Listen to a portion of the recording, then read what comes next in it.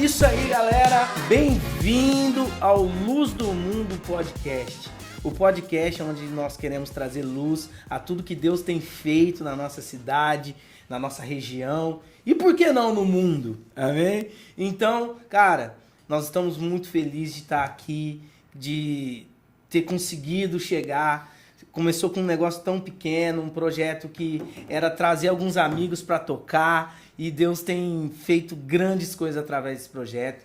E muito bom que você está aí, que você está assistindo esse podcast. Então, compartilha, manda para quem você quiser. Luz do Mundo Podcast também, nós vamos começar a abrir para parceria. Você quer ser um parceiro do Luz do Mundo Podcast, irmão, para custear, ajudar a gente a manter isso aqui, cara, entre em contato com a gente, vai ter um QR Code aqui, vai te direcionar já para galera específica lá que vai te orientar. Então, seja um patrocinador também para ajudar a manter isso. Querido, e que Deus abençoe. E é o seguinte, cara, hoje eu tô com um cara aqui, meu irmão. Rapaz, eu conheci esse cara num projeto chamado Mosaico. E... saudoso Mosaico. Ressuscitar, o Lázaro. Podia, né? E aí, cara, cheguei nesse Mosaico. Sabe quando você chega na reunião da Marvel? Começa a chegar Gavião Arqueiro, Hulk, o Thor. Vai, você fica assim, mano, só os Marvel. E aí chegou ele, mano. Eu falei, putz, mano. Aí só ouvindo, né? Os caras falando, os caras tudo. E eu vi e falei, mano, ele é muito humilde, cara. Ele parece ser um cara humilde, velho. Ele parece ser um cara humilde. E depois, no decorrer, sempre ali, o coração, eu percebi isso. Depois comecei a entrar em contato e vi que realmente é muito mais do que eu pensei. Ele é muito mais humilde do que eu pensei, muito mais um coração voltado ao reino. Então, é o seguinte, ele é, vamos lá, produtor audiovisual, ele é músico também, compositor. Isso aí. Fiquei sabendo também, compõe. Agora ordenado a pastor, meu irmão. Isso aí, ninguém mais, ninguém menos que Luciano Subirá veio ordenar o cara. E... a responsa. Responsa. E agora também... esposo, a maior responsa. Que é? Agora, essa aí é a maior responsa. Essa é a responsa, esposo. E eu tô aqui com Gabriel Figueira. Aê, mano, que honra, que é isso, hein? Que isso, cara. Quanto tempo você ficou ensaiando essa apresentação? Meu Deus, nem eu. Se eu falar isso aí tudo de mim, eu não sabia. Cara, da hora, mano. Eu estudo muito a vida das igrejas de Ribeirão Preto. Eu gosto muito, eu curto tudo. As pessoas falam assim, mano, você curte tudo? Eu falei, tudo. Tudo que me mandar de igreja eu curto. E, óbvio, o Yes Movement eu curto hora, tudo. Sigo seu pai, sigo sua mãe. A minha esposa tava falando, eu só não sigo sua irmã. E a Carol ainda não. Ela entrou agora na família, não sei. Ainda. Curto tudo. Eu já li muita coisa do seu pai. Muita coisa. Sim. Porque a minha antiga igreja, o pastor falou, ó, vai lá, pega tudo que eles tiver lá e absorve. Bebe cara, lá. eu fiz encontro lá. Tudo que você vai pensar. Então, seu pai veio de Feira de Santa... Não, pô, peraí. Tá eu vou falar. Tá não, perto. Tá Vitória perto. da Conquista.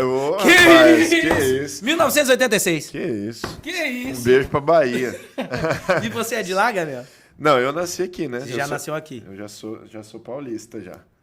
Mas uma mistureba, né? Porque minha mãe é de Goiânia. Original nasceu em Goiânia. Aí meu pai é da Bahia. Toda a família do meu pai. E aí eles se encontraram no Pará. Pará, cara. Em Belém do Pará. As duas famílias foram pra lá, trabalho. Meu Deus. E eles vieram pra Ribeirão Preto. Meu pai veio, né? Começar um trabalho aqui no Reino de Deus. É de Deus ou não é? Mano, se encontrar... Não, completamente, né? E eu também aqui já fui pescar uma mineira já de outro lugar.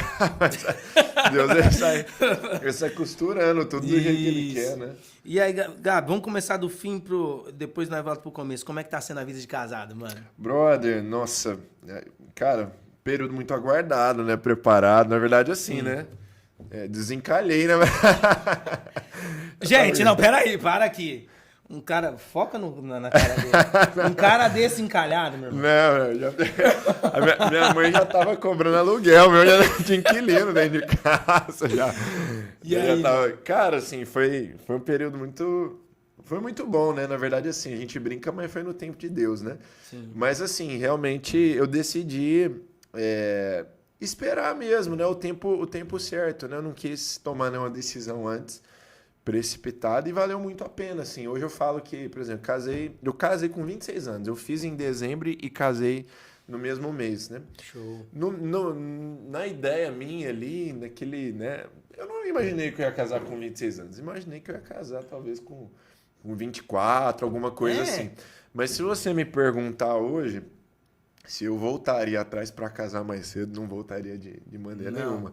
Porque foi o período assim, eu precisei passar processo de amadurecimento para aguentar a bronca, né? Então, sim. Mas cara, tá sendo uma benção, assim, né? A Carol é uma linda, é uma preciosa, né? A vida a dois. Ah, não, cara, ali... Dentro de casa. Que é isso, né? Chegou uma hora que é muito gostoso você... Cara, você tá num apartamento que você colocou sua carinha ali, você pintou da cor que você queria. Sim. E eu falo assim que realmente tá sendo um período que a gente sente vontade de voltar pra casa, sabe? Isso, a gente quer voltar pro apartamento. Nada melhor do que a casa da gente. Quer estar junto ali e tal, né? Com a mulher ali que te faz feliz, né? Benção, então tá sendo uma bênção, cara. Graças a Deus. Tem os desafios, sim, né? De começo do casamento, adaptações, né? Não pode deixar a peteca cair, né? Sim. Mas assim, Deus tem abençoado em tudo. Graças a Deus. Um beijo aí pra Carol, minha linda. Se ela estiver vendo, vai lá, ó. Já tem minha câmera ali, ó. Posso olhar pra ela agora. Isso. Amor, te amo, sou linda. Carol também é uma... Ó, Carol, já queremos entrar Vamos em contato com você, viu? Ó, não... Carol, arrasta pra cima. Gabriel, mano, eu vi lá, pesquisei algumas coisas sobre você e vi que... Você tá me stalkeando, mano. Faz tempo, né? De hoje, nem eu sei sobre mim, você sabe de mim, velho. Mano, existia uma promessa sobre a descendência de vocês, né? Que seria uma descendência de pastores e missionários e tal. É isso mesmo? E como é que foi pra você esse... Você descobriu isso quando? Entendi. Não, na verdade, assim, né? A nossa família, né? Na verdade, nós já somos, acredito que a 4ª geração de cristãos na nossa família, olha né? Aí. Então, meu avô, das duas partes, né? Minha avó, mãe da minha mãe, é uma mulher de Deus, é uma mulher... Das duas partes? Das duas partes. As minhas duas avós... Minha avó Jane, mãe do meu pai, faleceu há 4 anos atrás, né? Sim. E uma mulher de Deus, uma mulher... Meu Deus, tem as histórias... A Bíblia que vocês acharam foi dela ou da sua avó materna? Isso, da parte do pai, né? Minha avó Jane. Então...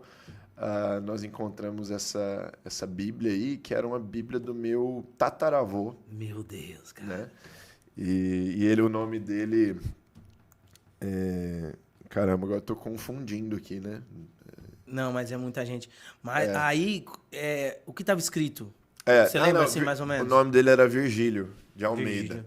Virgílio. Então, tataravô. E ele escreveu na capa da Bíblia dele uma declaração profética sobre a descendência dele, né? Meu Deus. E aí, estava na capa dessa Bíblia, né? Ela foi encontrada depois. Um dos trechos desse texto, ele falava assim... eu declaro sobre a minha geração que da minha descendência nascerão pastores, evangelistas... E ele falou, os meus olhos podem até não ver isso, mas a eternidade revelará. Meu Deus, cara. É quase uma predestinação. Já entra em polêmica o primeiro podcast. É quase uma predestinação para toda a descendência. Não, mas olha que lindo, cara. As poderosa. Palavras que ele liberou sobre a descendência dele. E você vê, né? Por exemplo, meu avô é fazendeiro, né? Meu avô saiu do zero. Meu avô, o pai dele não era mexido também na roça, mas nunca foi rico, nunca teve muito dinheiro, sempre ali no básico, né? Sim. E o meu avô, ele rompeu isso. Meu avô, ele é Ele é um empreendedor. Ele se tornou, trabalhou muito, né? E sempre mexeu com fazenda. Mas, você vê, né? O meu pai, ele tinha tudo para dar continuidade nisso. Irmão mais velho, né? Inclusive se preparou para isso. Meu pai começou a fazer agronomia. Ele começou a fazer faculdade. Então, para dar seguimento no esquema natural, tava tudo na mão dele. Inclusive, nessa época, meu avô tava talvez numa das melhores fases da vida dele. Sim. Da fazenda, meu pai poderia simplesmente... Tava com a vida garantida, né? Sim. E aí Deus entra na vida do meu pai ali, ele se converteu com 15 anos e Deus entra radicalmente ali. E aí esse menino de 15 anos, com 21 anos, ele tá saindo do Pará para vir para Ribeirão Preto, que na época não era Ribeirão de hoje, né? Não, na época Ribeirão era o fim do interior de São Paulo, lá não tinha muita Mas foi coisa. direcionamento de Deus ou... Palavra de Deus, foi confirmar no coração dele, mas o pastor dele lá de... Vitória, né? Não, é isso lá no Pará, Pará, né? O pastor lá de Belém tinha um pequeno grupo aqui que ele conhecia que estava sem pastoreamento. E aí manda um jovenzinho de 20 anos para cá cuidar de um rebanho aqui. Rebanho não, né? Era uma célula praticamente. Pouca gente. Maioria até já um pouco mais velho, maduro, alguns empresários aqui de Ribeirão. E chega esse menino aqui, com 20 anos de idade, tava noivo da minha mãe. Aí no outro ano foi buscar minha mãe e casou. Não, aqui. O dia que eu vi essa história, eu falei, Deus do céu. A gente vê hoje, né? E acha que, pegou o negócio andando. Não, meu irmão. Então, eu estar em Ribeirão hoje, minha história, né? Meu testemunho, tudo fundado aqui, mas tem tudo isso aí por trás, né? Então, isso aí foi frutificando, prosperando. E eu nasci já no meio dessa realidade da igreja. Da igreja que o meu pai pastoreava, que já estava florescendo, frutificando. Deus abençoou muito essa decisão radical dele, né? Sim. Meu pai, ele é um homem da palavra, né? Ele é um pregador, ele é um profeta, um mestre da palavra. Mas você vê que interessante, né? O meu pai, a primeira marca dele, ele não é um evangelista. Não é a primeira, sim, não é o primeiro ministério? Não é o primeiro ministério dele. Mas Deus abençoou tanto a decisão radical dele de vir, que essa igreja ela foi florescendo, ela foi frutificando e tal. E se tornou uma igreja evangelística. E se tornou uma igreja conquistadora. Nossa, né? É muito, muito top. E também Danilo Figueira. Que é isso, hein? Danilo Figueira. Arrasta pra cima, pro lado, pra qualquer lugar, mas não quer o senhor aqui. Beleza? E eu já li o livro do seu pai, O Fazedor de Discípulo. Que isso, esse é a nata, hein? Meu Deus. Rapaz do céu, rapaz. Vamos lá. Gabriel, me conta aqui, cara, como é que foi sua adolescência? Nos bancos da igreja lá? Ok. Não, isso aí, mas na infância, né? Na infância era chutando garrafinha nos bancos da igreja. Porque, assim, filho de pastor, né, velho? Isso é a última saída da igreja. Primeira a chegar, a última a sair. Chegar e tudo é diversão, né, mano? Qualquer latinha, qualquer meia ali virava bola. Né? Geralmente ficava muito o Natanzinho, né? Do João André. Sim. Ali, e os dois tinham cabelinho de cuia igual, assim, ó. Sabe aquele que parece um quiosque, assim, ó? Eu já vi. E os dois eram igual, até confundi os dois. E aí ficava chutando bola lá, passando debaixo das cadeiras. E aí, Gabriel, como é que foi esse processo? E tipo assim, vamos supor, você adolescente, você ministerialmente, Cristo na sua vida, quando Cristo chega na sua vida, entendi, definitivamente. Porque tem aquela pseudo-ideia que filho de crente, crentinho é. Uhum. Mas a verdade é que Deus não tem primos, parentes, Deus tem filhos. Tem neto, então, né? Deus não tem neto. E até você entender a paternidade, você se tornar filho de Deus, como é que foi esse processo? Entendi. Foi principalmente aí no começo da pré-adolescência, né? Quase criança ali, se tornando pré-adolescente ali com uns 10 anos, mais ou menos. Foi ali que eu comecei a entender que eu ia ter que decidir se eu ia ser profundo ali naquela fé que eu já ouvia falar a vida inteira ali dos meus pais. Eu já tinha os princípios da palavra, mas eu ainda não tinha tido uma experiência pessoal para eu falar assim, não, Agora esse Deus dos meus pais é o meu Deus. Eu já vi, eu já provei. E eu entendi agora na pele o que significa viver uma vida com ele. E aí, mais ou menos nessa fase aí, 10, 11 anos, você começa a pensar com a própria cabeça, né? Os primeiros pensamentos críticos e tal. E aí eu decidi, eu falei, não, eu vou me abrir para ter uma experiência com esse Jesus. E aí foi nessa idade que eu tive as minhas primeiras experiências. Uns 10 anos. Uns 10, 11 anos, quase uma criança. Tive as minhas primeiras experiências assim, pessoais com Jesus. Sim. Fui batizado no Espírito Santo. Nessa idade já? Nessa idade, eu tinha 10 anos. Show. E aí eu me apaixonei pela presença do Espírito Santo. Assim. E aí eu entreguei a minha juventude para Jesus. Eu falei assim, cara, eu ainda não tinha uma consciência completa, né? Porque eu não era um jovem ainda, eu era quase uma criança. Mas eu já tinha sentido que fazia sentido eu viver aquilo ali, eu me entregar para aquilo. Nossa. Então, quando veio as dificuldades e todo aquele banquete ali, né? Né? Da pré-adolescência, eu já tinha tomado uma decisão. Falando, não, mas vale a pena eu viver com o cara que me transformou. Olha quanta bênção eu já tenho, eu não posso perder isso. Aquela experiência foi fundamental? Foi fundamental. Aquela experiência de ser batizado no Espírito Santo foi algo que me deu tanta plenitude. Convicção. Né? Convicção, né? Eu me senti assim, cara, é isso que eu preciso para me sentir completo, né? Nossa. Não tá em jogar bola, né? Tudo que um adolescente gosta de fazer, curtir com os amigos, nada disso, cara. Sim. Então isso me respaldou muito na minha juventude. Aí sim, na minha pré-adolescência e juventude, aí as experiências foram crescendo e eu fui fazendo entregas cada vez maiores. Então eu fui renovando, eu fui falando, não, eu não vou me... eu não quero experimentar qualquer tipo de porcaria que vier de onde... Eu quero ter uma juventude diferente, eu quero poder chegar lá na frente.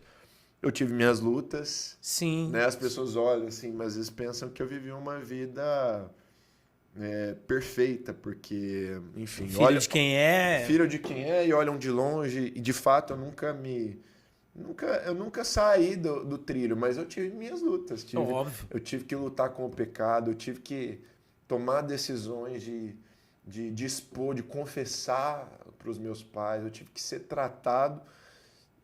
Mas tudo isso foi respaldado quando eu lembrava assim, eu falei, cara, quando eu lembrava da minha identidade, por que eu estou pensando em desviar a rota e pegar um atalho aqui que parece da hora, se eu sei que eu sou um homem de Deus? Nossa, eu sei que eu sei que Deus me chamou para ser um homem de Deus. Aí eu parava e pensava, mano, o que eu tô arrumando com essa ideia errada aqui? Tipo assim, isso aqui não tem nada a ver com quem eu sou. Aí eu realinhava a coisa, entendeu? Essa tipo assim, essas vibes de o que você nesse período assim de pensamentos errados, o que você ouvia funk, ouvia reggae? O que foi isso? Na verdade, assim, por mais que eu tive um lar ali de muita, como é que eu posso falar? Muito zelo pelas coisas de Deus. Sim. Meus pais sempre foram muito firmes com o padrão, não tinha conversa. Não tinha conversa. Padrão, você botasse uma musiquinha lá diferente, não tem conversa. Não tem papo, não tem conversa. Agora, ao mesmo tempo, eu sempre falo isso. Os meus pais não criaram eu e a minha irmã dentro de uma bolha. Glória a Deus. Então, existe um equilíbrio que eu sou muito grato aos meus pais, porque eu vejo o caso para os dois lados, né? Os pais cristãos, né, querem fazer o melhor e aí eles colocam muitas cercas ali, não deixam aquele pré-adolescente tomar suas decisões também, né? Então, ao mesmo tempo... Dá um exemplo disso, Gabriel. Seja mais... É difícil saber como explicar isso, mas eu e a minha irmã, nós não crescemos, ou melhor, nós crescemos sabendo que nós estávamos tomando as nossas decisões. Sim. Sabe? Então, lógico, né? Até uma certa margem, os pais, eles permitem. Tem uma margem que eles têm que intervir mais. Isso, certo? Entendi. Agora foi. Então, tem uma margem que eles precisavam intervir. Mas dentro dessa margem, eu não me sentia... eu olho para trás e eu falo, cara, um exemplo prático. Eu crescia, lógico, né? A galera zoa, né? Leite com pera. Tipo assim... Porque... Soltava a pipa no ventilador. soltava pipa no ventilador. Porque eu cresci em prédio, né? Eu não cresci em casa. Nossa. Então era A minha esposa fala a mesma coisa de mim, mas é mentira. Era com o moleque do prédio que eu cresci, jogando bola, né? E pra você, assim, então era a minha realidade, não cresci na rua. Eu cresci. Sim. Mas assim, os meus pais, eles, lógico, né, sabiam que eu tava lá zoando, mas, por exemplo, não era gente crente. Isso. Só vai jogar com crente. Então, ao mesmo tempo que eles, às vezes, eles queriam saber com quem que eu tava ali sendo influenciado, tava zoando e tal, mas ao mesmo tempo eles sempre trabalhavam a confiança comigo, com a minha irmã.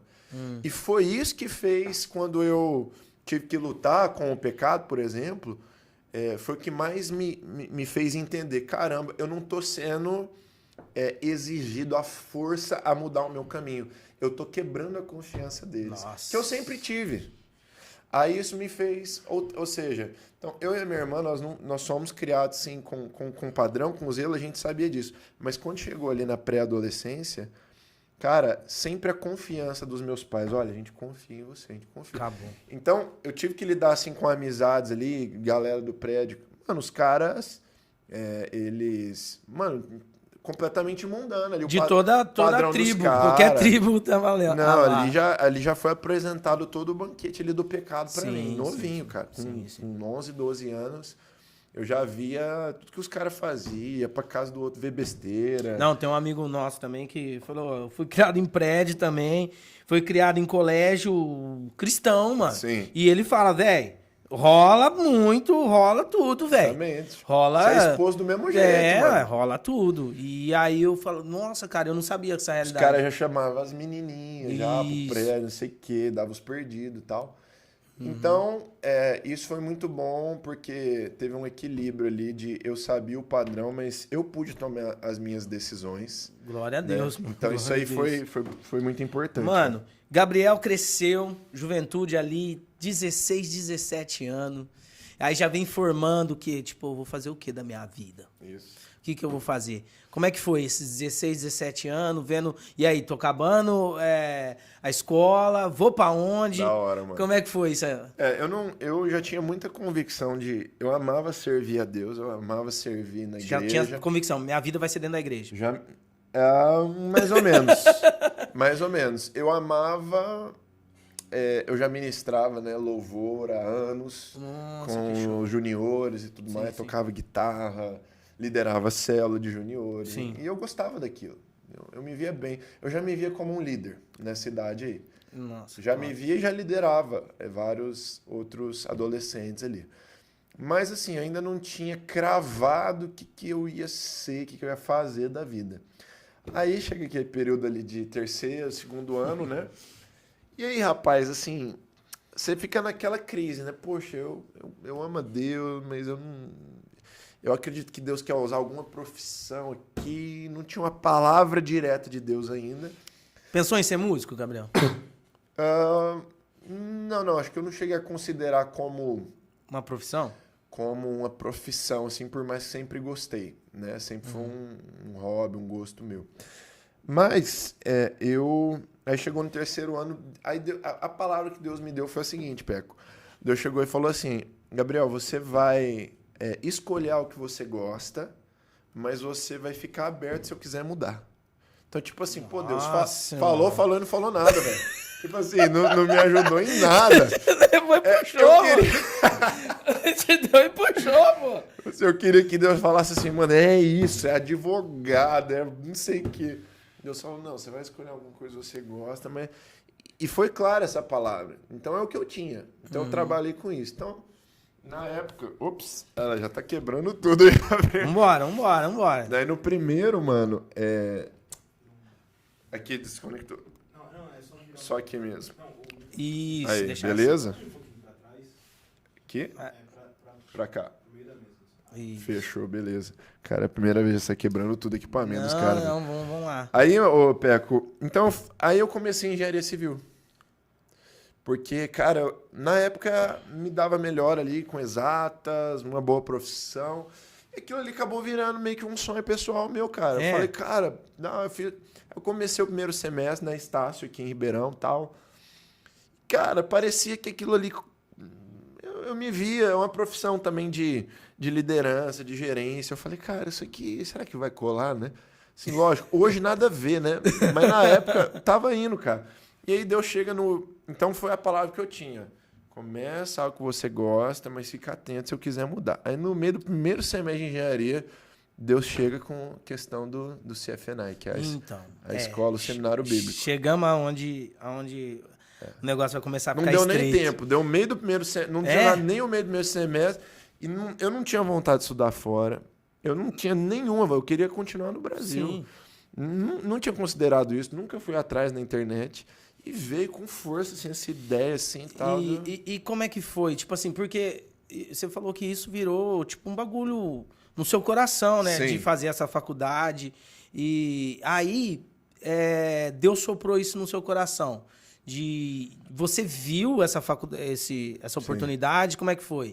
Não, justamente, nem sempre, isso é importante, às vezes alguém está ouvindo, nem sempre Deus ele dá palavras específicas para nós. Então, tem algumas formas que Deus fala conosco. Uma maneira é quando Deus chega com uma palavra clara e aí você sente todo tipo de incômodo, tal, você sabe que você tem que estar naquele lugar. Isso é uma convicção, né? Ou você sabe que não tem que Eu estar ia falar, naquele lugar. Aí tem outra forma que é quando Deus tira a sua paz. Cara, você faz, você tenta continuar, mas o negócio é empacado, você não consegue ter paz. Então, ok. E tem uma outra forma que Deus fala, é que Deus ele não vai te dar uma palavra específica, né?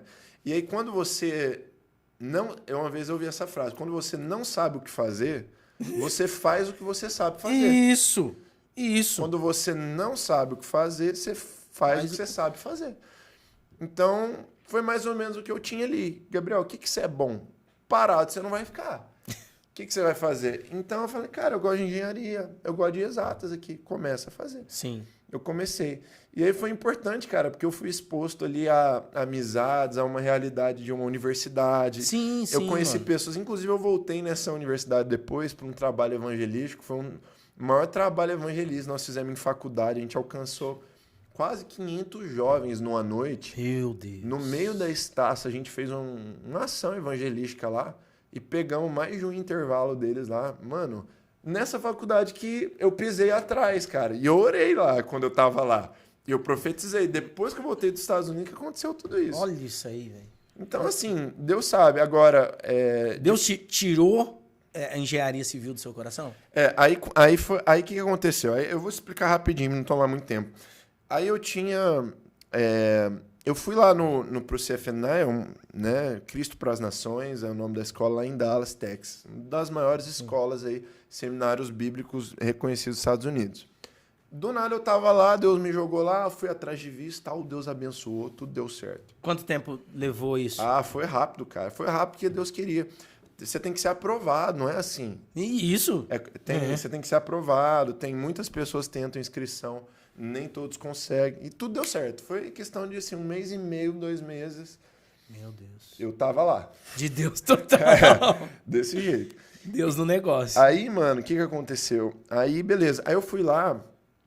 Lá são 3 anos o curso completo. Mas você pode se formar de cada um dos anos separadamente. Ah, sim. Então, se eu fizer o primeiro ano, eu recebo um diploma básico. Se eu fizer 2, eu recebo um outro diploma maior. Intermediário. E o terceiro, você recebe um diploma de bacharel.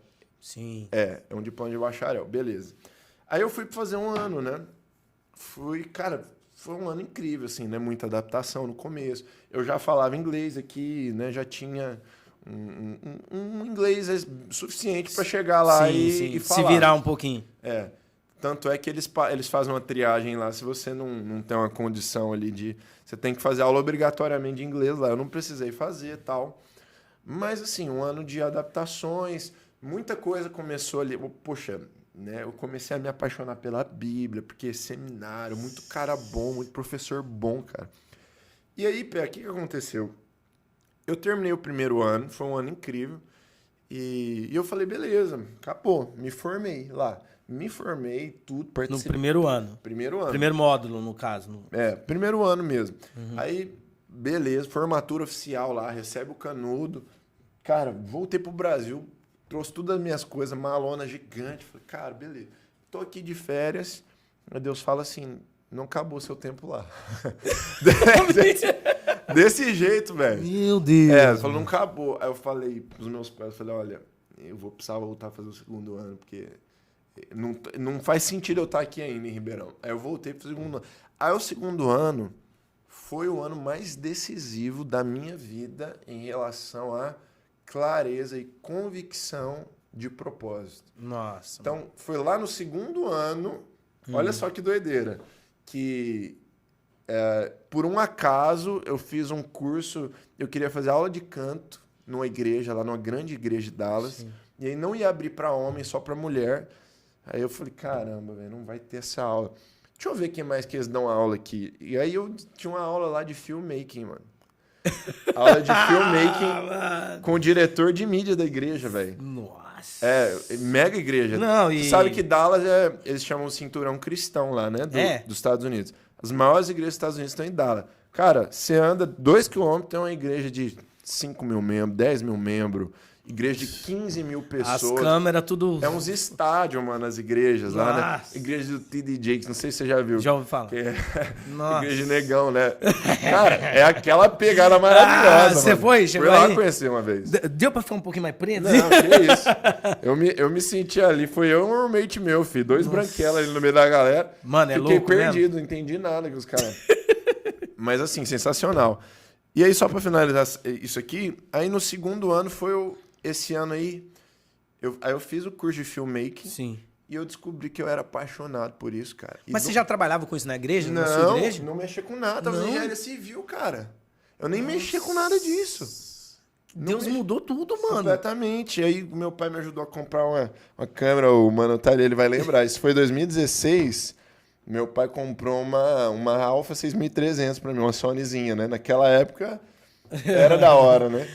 E aí, mano... Alpha? Era uma da Sony? Uma Sonyzinha. A Sony é boa. Cropada ali.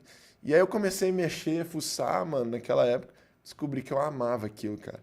Aí teve um culto lá, Peco, isso aí que você perguntou. Sim. Uma reunião que tinha lá de terça-feira à noite. Que, cara, foi uma palavra lá sobre, sei lá, mano, uma coisa de entrega lá. E, mano, eu não sei, cara, mas aí... Cara, eu sei que eu senti, assim, uma vontade no meu coração de entregar a engenharia civil. Tipo assim, a minha vida já era de Deus. Sim. Tipo assim, Deus, já é o Senhor que manda. Mas eu ainda tinha aquele sonho pessoal. Inclusive, se eu voltasse na formatura do primeiro ano, eu ia continuar em engenharia civil. Sim. Tava trancado É aqui. isso que eu ia te falar. Ia tipo, tava trancado normal. aqui, você foi pra lá e ia voltar. Pra voltar, normal. Sim. E aí, no segundo ano, esse culto, cara, e aí Deus assim, não foi Deus que pediu, mas eu senti aquela vontade de dar a minha melhor oferta. E eu entreguei, cara. Eu fiz uma decisão pessoal ali. E eu nem sabia que aquilo era tinha se tornado um sonho pessoal meu. Mas tinha. É. Eu ainda tinha aquela coisa, cara, eu quero me formar, ter uma boa profissão. E eu entreguei diante de Deus, cara. E você acha que, tipo assim, virou um altar no seu coração isso? Cara, a intenção não era ruim, porque eu tinha a palavra de Deus, que era pra eu escolher algo que eu queria. Sim. Então, mas, ao mesmo tempo, sei lá, eu já sabia que uma hora Deus ia puxar essa cordinha de volta, sabe? E aí chegou a hora, cara. Nossa. E não é fácil você fazer uma entrega assim. Não. Poxa, eu continuava me informando lá sobre engenharia civil, eu conversava com amigos e tal. Sim. E eu entreguei. Eu falei, cara, seja o que Deus quiser. Se for pra eu não fazer nada a ver com isso, eu entrego. E aí, cara... Aí renunciou. E aí hoje você conhece, assim, cara, não faz nem sentido, eu nem me imagino fazendo engenharia civil. Cara, já tem mais de 6 anos que eu trabalho com produção audiovisual, com produção de mídia, fotografia. E eu amo isso. Agora, tipo assim, isso foi lá nesse segundo ano. Também foi nesse segundo ano que eu tive uma convicção do meu chamado pastoral. Então, até então eu sabia que eu queria servir a Jesus para o que ele quisesse. Mas não tinha uma não clareza. Não tinha um cravado, eu quero trabalhar a tempo integral para Jesus. Não tinha isso. Lá no segundo ano, cara, Deus confirmou no meu coração. Eu falei, cara, eu quero servir a Jesus 100%. A minha profissão, se Deus quiser usar alguma coisa, vai ser secundário. Sim. Vai ser secundário. O que eu quero é o serviço da casa de Deus mesmo. Sim. Aí eu voltei. Aí quando terminou o segundo ano, aí foi o contrário, Peco. Que no primeiro eu cheguei aqui, e falei, cara, Preciso tem que voltar pra lá. Aqui você falou que quando não é pra você estar, você não sente paz. Isso. No segundo foi o contrário. Eu tava lá e eu não aguentava ficar mais em Dallas, cara. Eu falei, cara, que vontade de estar em Ribeirão Preto, na minha igreja local. Eu não consigo ficar mais um mês em Dallas. Que loucura. E aí eu voltei com tudo pra servir a minha igreja local. Mano, as coisas de Deus é tudo muito louco, né, velho? Tipo assim, não tem assim, ó, você faz isso aqui, você faz isso aqui, você faz isso aqui. Não, as coisas com Deus, você faz isso aqui, depois você volta aqui, depois você vai aqui. É tipo voo de barata, não tem elas não tem GPS, não voa daqui pra cá. É que a Bíblia fala, né, que o Espírito Santo, ele é como um vento, né? Não sabe de onde vem, para onde vai. Isso. Então a gente vai obedecendo. É o famoso, é a nuvem e o fogo. É a nuvem e o fogo. Se ela avançar, a gente avança, se ficar, a gente já fica. Isso. E, mano, eu vou falar, assim, mano, eu renunciei, Gabriel, 18 anos de música. Tipo, tocando no secular e tal. Sim. Mano, foi difícil. Sim. Foi difícil. Foi 4 anos. Deus, Trabalhando. eu já servindo, tal, aí nos 2 últimos já era líder, já liderando e pai, e aí... O que você tocava geralmente era pagode? Tinha um estilo ou era variado? Não, nos últimos anos era sertanejo, né? Sertanejão mesmo. Tava no hype aí. Batera? Batera. Entendi. Batera, tipo... Até porque pra você fazer um dinheirinho aí, geral, o sertanejo tem mais mercado, né? E eu fui criado pra ser músico profissional. Entendi. Fui criado, meu pai criou a gente pra ser músico profissional. Meu irmão é profissional e tudo. E aí, cara, Deus, eu quero. Não, isso aqui não. Nossa, E aí, tipo assim, Deus foi tirando do meu coração, pá, beleza, levou esse tempo. E pra você, foi difícil soltar ou Deus tirou de uma vez? Cara, foi difícil, mas foi uma entrega, né? Sim. Deus não tirou... Nenhuma entrega é fácil, né? Não, assim, eu diria que, assim, cara, Deus não tirou nada, cara. Eu nem sei se Deus pediu, cara. Eu acho que eu fui me constrangendo tanto, tipo assim, na verdade eu me toquei. Eu falei, cara, tem algo faltando aqui que não tá 100% nas mãos de Deus. Eu tô achando que tá tudo a minha vida nas mãos de Deus, mas, cara, essa questão da engenharia, será que tá mesmo nas mãos de Deus? Aí eu falei assim, não sei. Eu acho que é um negócio meu isso aqui. Aí eu falei assim, Deus, toma aí, resolve aí. Se o senhor falar que é pra eu fazer, eu volto. Eu volto. E vou fazer tudo. Mas aí não foi, Deus mudou tudo. Nossa. Gabriel, e hoje pastoreando jovens, né? Já pastoreava adolescente, você, né? Mas pastoreando jovem. Hoje o assunto mais delicado, complicado e complicado mesmo para a vida do jovem é o tal da santidade, né? Uhum. É o tal de caminhar Sim. em santidade. O que você fez para andar em santidade? Que você aconselha, fala, cara, isso aqui você precisa ter para andar em santidade. Legal. Nossa, cara, que pergunta boa, né? As pessoas, a maioria das pessoas são frustradas, né? Porque já tentaram algumas vezes romper as suas cadeias de pecado e não conseguem tal, porque não tem clareza de como vencer isso na palavra. Então elas vão tentando sozinhas e não conseguem vencer. E aí chega uma hora que elas se entregam completamente ao pecado, né? Pecado, a gente pode falar que, enfim, tem toda tanta sorte de pecado, né? Principalmente na juventude, né? Parece que esse banquete ele é muito mais bonito, né? Você tem as amizades, você tem as baladas, você tem as festas, você tem uma curtição, você tem a bebida. Todo final de semana um convitinho. Você tem o sexo, você tem tudo que é tipo de forma de sexo, né?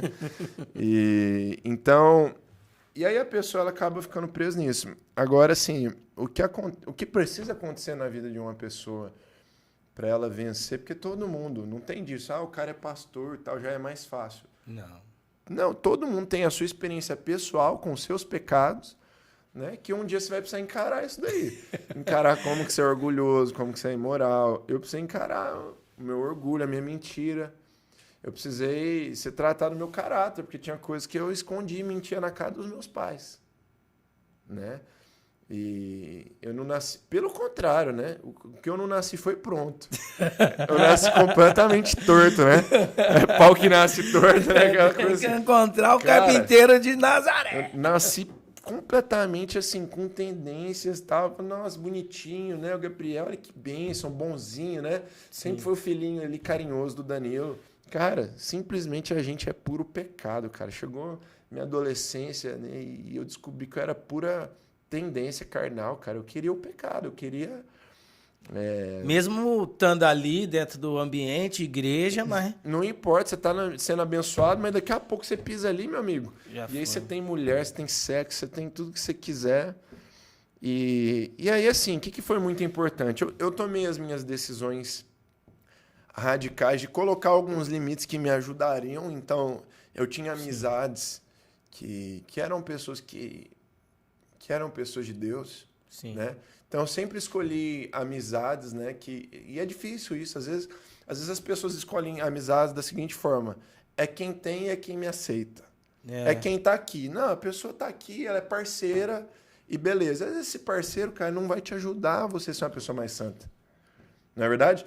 E eu sempre procurei escolher pessoas que tinham um padrão mais alto, né? Então, isso ajuda muito. Agora... Então, vamos lá, peraí, vamos organizar. Primeira coisa... Andar com pessoas que andam com Deus, que andam em santidade pessoas com Deus. que às vezes têm um padrão até mais alto que o seu. Isso. Né? E é um grande segredo, você andar com pessoas que, cara, que elas vão chegar e vão falar, olha, sabe o cara que se você tiver com vontade de fazer alguma coisa errada, o cara vai falar, ó, não sou mais seu amigo não, mano. Falou, velho. Pode ir sozinho. Ou, ó, isso aí não é da hora que você tá fazendo, não. Mano, tem gente que não tem um amigo assim. Não tem, cara. Só anda com os caras tortos. Que aplaude tudo, entendeu? Não. Cara, e assim, eu caminhei um tempo com um amigo meu que era até da igreja de vocês. Eu conheci bastante a igreja de vocês através dele. Sim. Deus recolheu ele sofreu um acidente até recentemente. E ele, cara, foi um divisor de águas na minha vida. Por quê, cara? Tipo assim, eu achava, eu já tava caminhando com Jesus ali uns 5 anos e tal, tava de boa, irmão. Toca no louvor, pá. Mano, esse cara chegou na minha igreja. Mano, vamos orar. 3 da manhã, no campinho. Ele tinha um campinho lá perto da casa dele, irmão. E aí ele orava, Ricardo Belarmino. Nossa. Que isso. Cara, e ele instigou esse lance da busca, mano. Tipo, mano... É isso. E isso me levou a falar, mano, eu não sou esse cara. O que é isso que você tá arrumando, mano? Isso. E ele me levou pra isso. Então, andar com ela. E aí tinha uns outros amigos também, tem o Claudinho. Sim. Irmão, os caras, tipo assim, vamos no monte orar. Sim. Ia no monte orar, exatamente. Os caras falaram, você viu o Exu Caveira ali? Desse jeito. Eu o quê, mano? Vê capeta, vê fogo, vê tudo que sentava pra conversar com esses caras, é o quê? A conversa era, mano... Nós foi evangelizar tal lugar, santificação, se enchendo do Espírito Santo. Você sentava para conversar com esses caras, igual a Bíblia fala, né? Enchei-vos do Espírito, enchei-vos do Espírito Santo.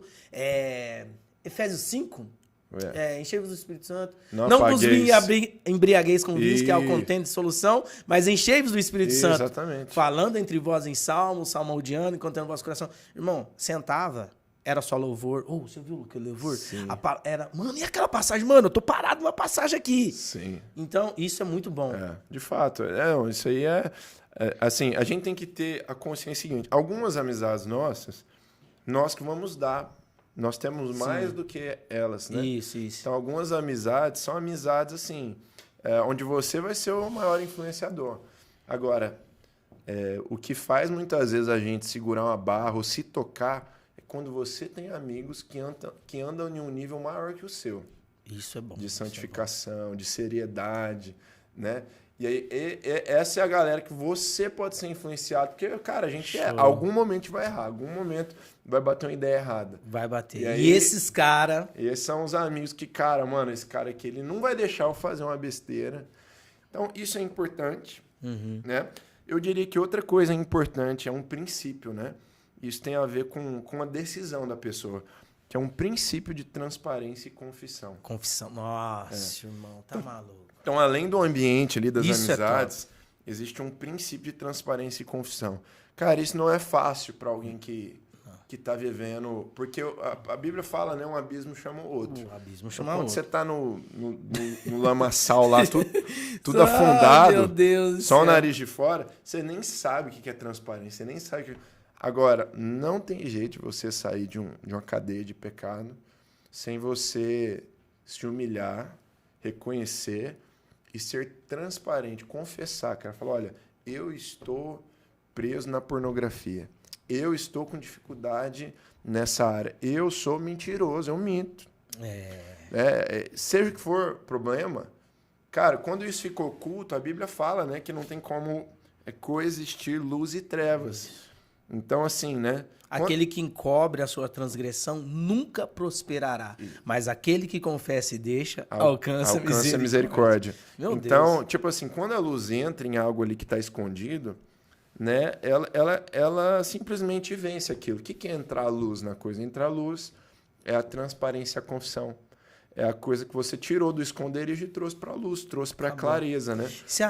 O inimigo perde a força. Exatamente. Porque ele age na escuridão. Exatamente. Ele age no escuro, ele age na oculta. Exatamente. Quando você chega com o farol do Espírito Santo, tipo assim, o seu discipulador, o seu líder, é esse farol. Exatamente. Ele joga o farol lá dentro. Uma pessoa mais madura que você e tal. Então, a confissão é o seguinte, a confissão é a coisa mais dolorida e mais vergonhosa. Nossa. Não tem nada pior Meu Deus. do que a dor de você ter que passar vergonha de chamar alguém, sentar na sua frente.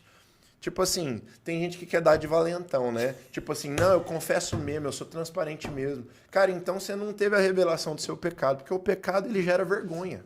Nossa, porque nós sabemos que o pecado ofende a Deus. Não, você não tem vontade, ninguém tem vontade de confessar. Não, você faz não é isso, natural. Você faz isso contra a sua tendência natural. Mas o mesmo tanto que é dolorido você chegar e falar, cara, eu dei brecha aqui com pornografia, eu preciso de oração, preciso que você ore por mim, que você me ajude. E com alguém que é maduro, né? Sim. Lógico. Sim. Da mesma maneira, esse peso é o maior alívio do mundo. Nossa. Quando você coloca isso na luz. Parece que sai um caminhão das suas costas, cheio de cascalho ainda o caminhão. Sim. Mano, então, isso é muito legal, cara. Uma vez eu passei uma experiência de confessar um pecado por WhatsApp. Escrevi um texto, tô caindo, não tá pecado, um pastor, e apareceu lá que ele visualizou e nunca me respondeu. Mas eu nunca mais caí naquele pecado. Sim. Você tá vendo o poder que Tiago fala, né? Confessai os vossos pecados uns aos outros para que sejam sarados. Curados, exatamente. Entendeu? Meu irmão, naquele eu não caí mais. Sim. Porque eu tirei. E é igual o Paulo fala, carregar as cargas uns dos outros. Porque, então, Peco, eu vejo assim, o que ajuda uma pessoa, um jovem, no processo de santificação? Né? As suas amizades, as pessoas que confrontam o seu padrão. Sim. Você escolher pessoas que andam num nível mais alto que o seu. De santificação, de vida com Deus, né? Igual você falou, gente que está sempre falando da Bíblia, o cara está sempre querendo falar. Anda com essas pessoas que vai te ajudar no seu processo de santificação. Sim. E a outra coisa que eu enxergo é a transparência e a confissão, cara. Isso aí faz qualquer pessoa... Não é do dia para a noite. Não. Mas porque a santificação é um processo contínuo, né? Nós estamos aqui ainda e Deus está pegando a gente, falando, não, isso aqui não está legal ainda. Sim. Mas isso faz uma pessoa ela ir avançando, e avançando, e avançando. A impecabilidade não existe, não é a proposta do Evangelho. Sim, exatamente. A impecabilidade não é a proposta. A proposta do Evangelho é a santificação. E é processo. E o Gabriel tá dando aqui, galera, dicas de como você consegue igual. Você tem quantos anos hoje, Gabriel? 26. 26 anos. Eu acho que eu vi no Instagram do seu pai, que seu pai colocou assim, quando você casou, que ele se guardou para este momento. Sim. É real isso, mano. É verdade, né? As pessoas... Meu Deus! Eu tô diferente de um Arlen aqui, gente. O cara se guardou até o dia do casamento, irmão. Tem gente que acha que é tipo assim, mano, isso não existe. Não existe, gente. Nem a Carol na época, né? Porque assim, né? Porque a Carol tem um dos testemunhos mais lindos da vida dela, né? A Carol casou virgem também. Sim. Mas ela experimentou antes, né? Namoro no mundo e tal. Já o meu testemunho foi diferente, né? Porque meu testemunho foi uma decisão mesmo, de radical, né? Desde de mais novo, cara, eu falei assim, cara, eu quero construir um casamento que vai ser que vai ser um exemplo para os meus filhos. Eu quero que os meus filhos possam olhar pro meu casamento e eles possam ter referência, norte. Nossa, mano, né? você pensou na sua... Lá na frente, ué. Na sua posteridade. Posteridade. Nossa, meu Deus. E aí eu tomei uma decisão, isso assim, na minha juventude. Eu falei, cara, né? E isso foi provado, isso foi difícil muitas vezes. Vamos usar o termo mais assim, eu não vou pegar ninguém. Exatamente. Exatamente. Falei, cara, eu quero casar com a minha primeira namorada, eu quero beijar a minha primeira namorada. Meu Deus. E vai ser minha esposa. Eu quero, na verdade, assim, a primeira mulher que eu beijar vai ser a minha esposa. E tal. E eu tomei essa decisão, cara. Mano, e uma terceira dica é radicalismo com o pecado. Que foi o que você fez. Você não abriu concessões. Exatamente. Porque tem gente que abre um pouquinho das concessões. Ah, mano, eu acho que eu posso. Sim. Ah, eu acho que eu posso ir até aqui. Ah, mano, eu acho que... É o famoso não tem nada a ver. Sim. E é importante falar algo aqui, Peco, que fica escondido aí. Por exemplo, a primeira menina que eu beijei foi a Carol no altar, com 26 anos. Glória a Deus. Mas as pessoas pensam que você talvez fazer uma aliança difícil de manter, logicamente. Todo mundo tem um hormônio e tal. Óbvio. Como a minha, seria a garantia de uma purificação. Não é. Não. Na verdade, não é porque você não beija que você é puro. Pelo contrário. Cara, eu tinha que lutar toda hora com a pornografia, com um monte de coisa. Toda hora, irmão. Porque tá muito fácil. Muito fácil, né? Enfim, então... Mas essa foi uma decisão que deu norte pra mim mesmo. E outras decisões abaixo dessa que eu tomei me lembravam que eu já tinha um padrão. Eu só vou beijar minha esposa, eu vou ser o homem de uma mulher só, eu vou beijar uma mulher só. Foram pequenas renúncias pequenas que te levou a essa. Ou ao contrário. Talvez uma decisão dessa de, cara, eu quero beijar minha primeira esposa, ela me lembrava nas decisões outras menores do dia a dia que eu tinha que levar a sério isso. Porque não adianta eu... Se eu abrir mão aqui, eu não chego lá. Não, se eu não abrir mão aqui, eu não chego lá. Não adianta eu ter um compromisso que eu só vou beijar minha esposa, mas ou dar brecha com pornografia, ou ficar de conversinha mole com essa menininha aqui. Manda uma foto. Exatamente, manda um nudes aí. Então... O que vai adiantar? Então, isso me dava norte. Então, o processo de purificação não é porque eu cheguei lá sem beijar no meu casamento e beijei minha primeira esposa. Isso foi só uma ajuda para mim mesmo. Sim. Para que durante toda a minha juventude eu me lembrasse assim, cara, eu tenho um norte e tal, e eu vou lutar por esse padrão, né? E valeu a pena, cara. Isso me ajudou em muita coisa. Essa aliança com Deus me ajudou em muitas decisões. Eu tenho um alvo. Exatamente. Eu tenho um alvo. Isso me ajudou. Teve lutas que eu tive que enfrentar, mas que eu tinha um norte, eu tinha uma aliança já. Então, isso me ajudava. E seus pais sabiam disso? Sabia, meus pais me acompanharam em tudo, né? Imagino, cara. Graças a Deus, assim, trabalho que eu dei para os meus pais foi pontual. Acho que eu não dei muito trabalho para os... A não ser quando eu era pequeno, que eu apanhava muito. Que eu era arteiro. Mas, assim... Meus pais, eles, graças a Deus, o trabalho que eles tiveram comigo não foi de... Não foi sobre isso. Isso você lutou, sim, com a graça de Deus, mas você falou, Deus, eu tenho um alvo e é isso que eu quero. Exatamente. Em ti. Gabriel, chegou o momento do nosso podcast, que é alguém tem que falar. Eita. É o momento que você vai falar algo, fala, pô, ninguém tá falando isso, eu quero falar, ou eu já estou falando isso, eu quero falar isso para o maior número de gente possível. Rapaz, alguém tem que falar, Gabriel. Que doideira, mano. Você me pegou de calça curta aqui. Algumas coisas, sim, já tá comentando, que são coisas que... Mas, rapaz... Alguém tem que falar, Gabriel. Ninguém tá falando ultimamente. Você fala, mano, ou já estão falando, mas precisa ser falado. Rapaz do céu. Cara, eu diria o seguinte. Eu acredito que nós estamos vendo aí, né, nessa nossa geração. Já sei, cara, qual que é aqui que ninguém... Top. Já sei que alguém tem que falar. Ninguém tem falado e a gente precisa falar. Os nossos jovens, hoje, eles estão sendo expostos a uma exposição muito cedo, né? Sim. Isso vai de encontro com o processo que Deus quer realizar na nossa vida, né? Então, o que ninguém tem falado, é importante falar, é você, jovem, que com seus 25 anos ou 26 anos, cara, talvez ainda você não achou o norte da sua vida. Talvez você está frustrado que você não casou, você está frustrado que você já procurou um monte de emprego e não achou ainda. Cara, o que eu tenho para falar para você é o seguinte: todos os jovens que foram levantados muito cedo por Deus, né, mas que foram expostos muito cedo, dificilmente um não deu ruim. Pode pensar em exemplos Salomão. aí. Não, e da nossa geração agora. De geração. Pega Nossa, pega aí tem um monte. Pega na nossa geração líderes cristãos, cantores que foram expostos muito cedo. Desde cedo estão sendo expostos. Não aguenta chegar. Eu tenho dificuldade de lembrar algum que não deu ruim alguma hora.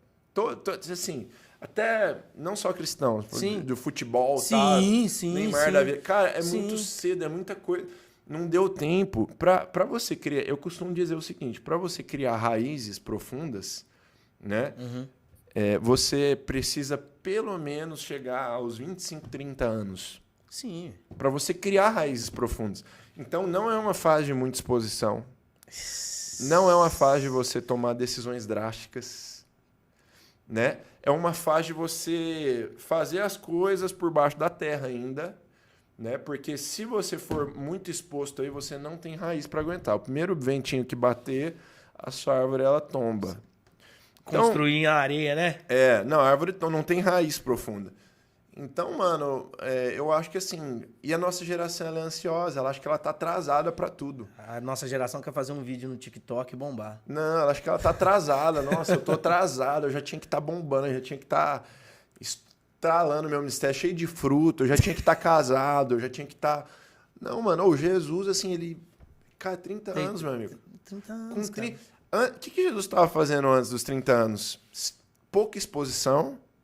criando raízes para baixo. Sim. Jesus, cara.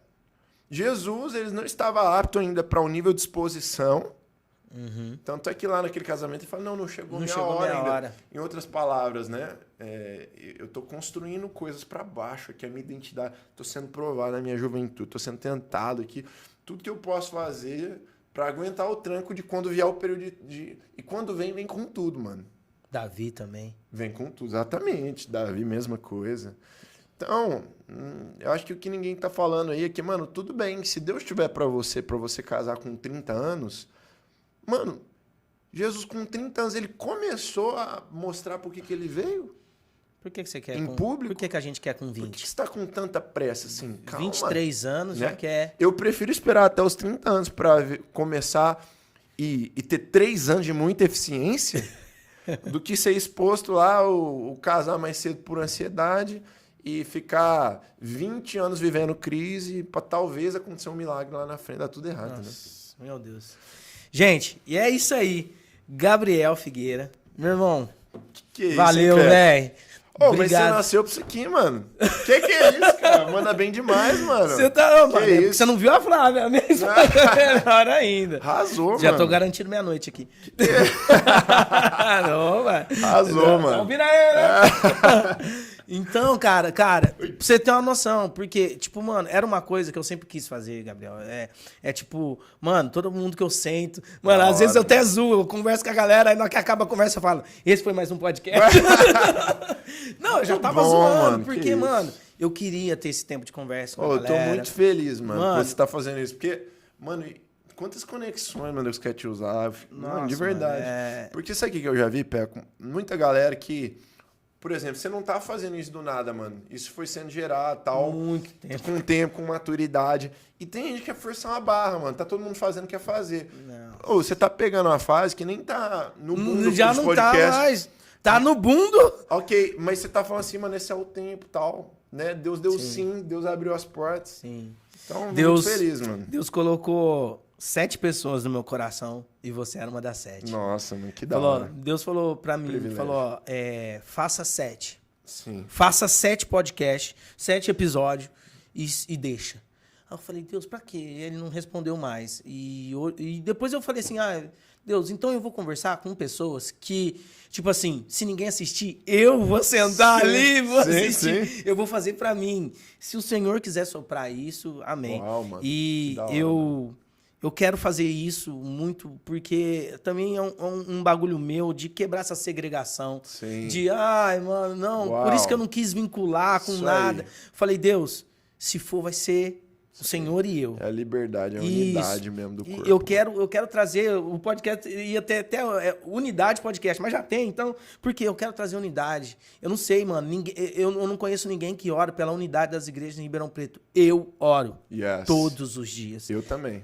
Aí, ó, tamo junto, já mano. Já tem 2 já. Aí, pronto. Mano, e eu falo, velho, e aí Deus abriu isso aqui e eu falei, velho, vai ser isso. Amém, mano. Tamo junto, mano. Tamo junto. Gabriel Figueira. Tamo então, junto, mano. Você que quer ser um patrocinador para continuar com esse podcast aqui, você clica no QR Code, clica aí no... Ai, gente, como é que chama?